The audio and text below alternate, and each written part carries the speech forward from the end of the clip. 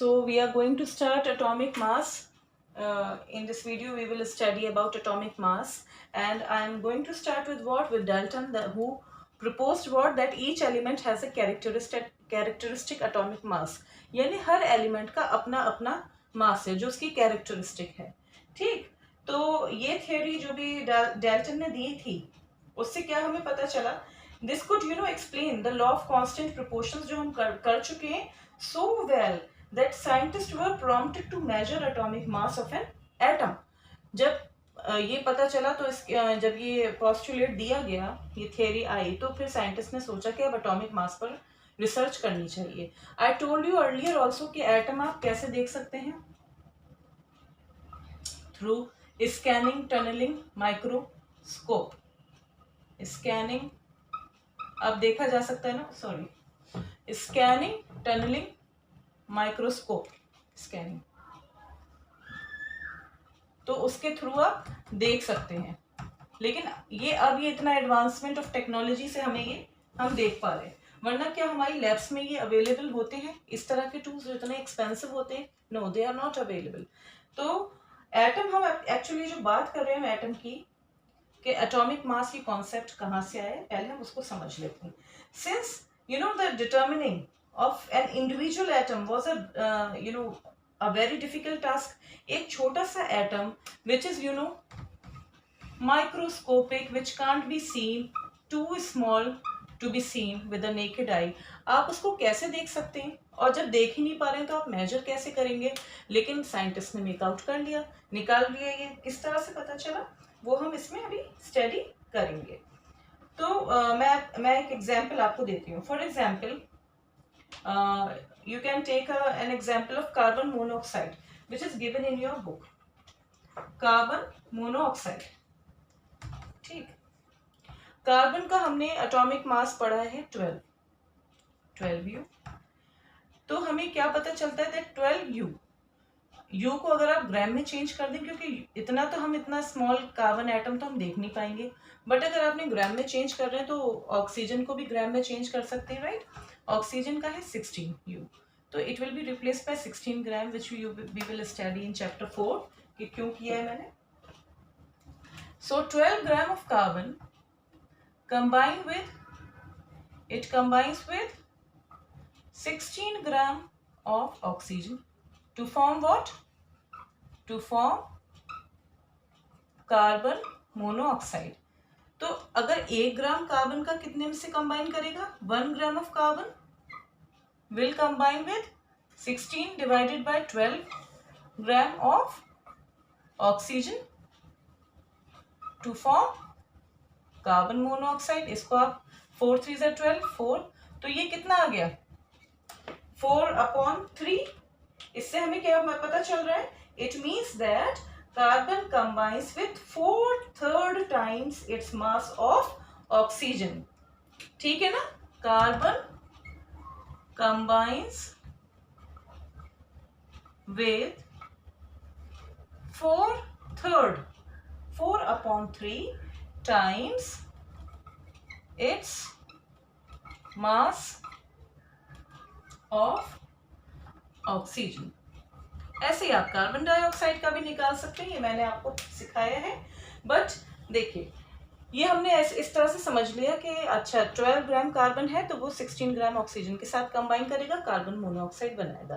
फिर 1 gram carbon कितना कर रहा है? 4/3 से कंबाइन कर रहा है. ठीक, so this is suppose we define atomic mass unit which is what? AMU. पहले AMU से हम डिफाइन करते थे, बहुत टाइम पहले, काफी साल हो गए हैं इसको. एटॉमिक मास यूनिट AMU ये किसको डिफाइन करता था? एक एटम के मास को. ठीक, लेकिन इसको रिप्लेस कर दिया गया किससे? According to the latest IUPAC recommendations, AMU was replaced by U.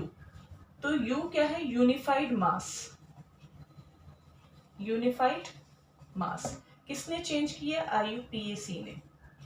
IUPAC की फुल फॉर्म याद है? IUPAC international union of pure and applied chemistry. तो ये कुछ साल पहले AMU is replaced by U, unified mass, और इसको हम क्या बोलते हैं? It is now written as U, which is equal to the mass of one carbon atom.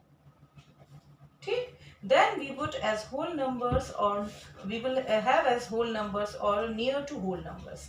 तो इसकी पुरानी पूरी स्टोरी है जो मैं इतना आप लोगों को बोर नहीं करना चाह रही हूँ कि कैसे एटॉमिक मासेस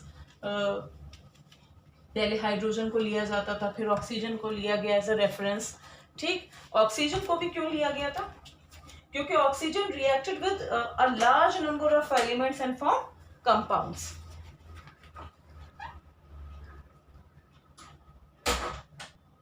सो ऑक्सीजन का हमने लिया as a reference to compare the masses of other elements with the mass of oxygen.